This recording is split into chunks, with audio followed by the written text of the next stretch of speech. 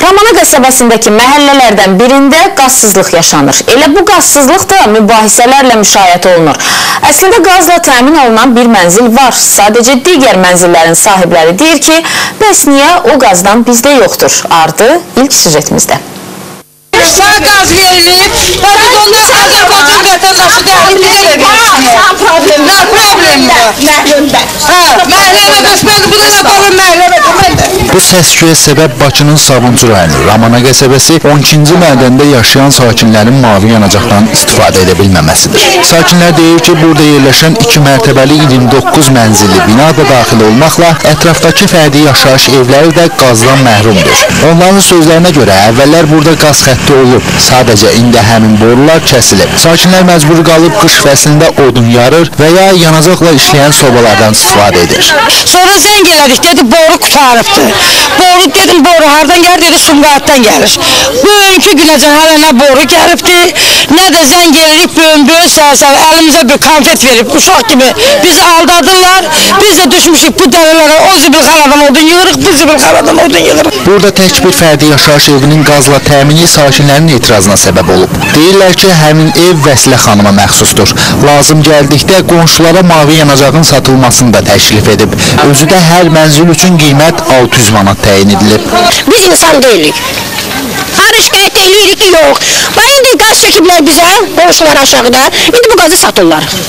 Bunu eşidər-eşitməz Vəsilə xanım sözcüdən əraziyə özü də gəlib çıxdı və qonşular arasında mübahisə başlandı.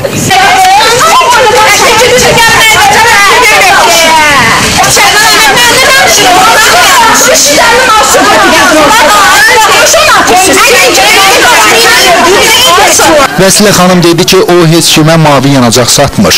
O müvafiq qaydada qaz istismar sahəsinə müraciət edib və podratçı şirkətə pul ödəyib ki, onun mənzilini qazla təmin etsinlər. Bu da gerçəkləşib. Baldızımdır, öz yaxın qohumumdur.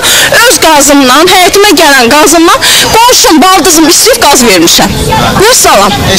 Gəlin soruşun, görün kimə təklif edib, pul təklif edəmişəm. Ayıb olsun, bir haqq hesab yoxdur. Mən kimə millət çarəyəm, valla.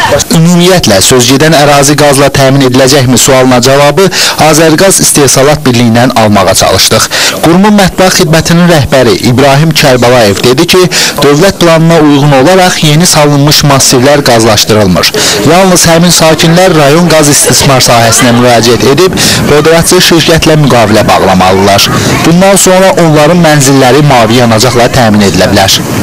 Əgər həmin yeni yaşayış massivində yaşayan vətəndaşlar mənzillərini qazlaşdırmaq istəyirlərsə, orada onlara izah olunmalıdır. Podratçı təşkilatlar tərəfindən qaz xətləri çəkilməlidir.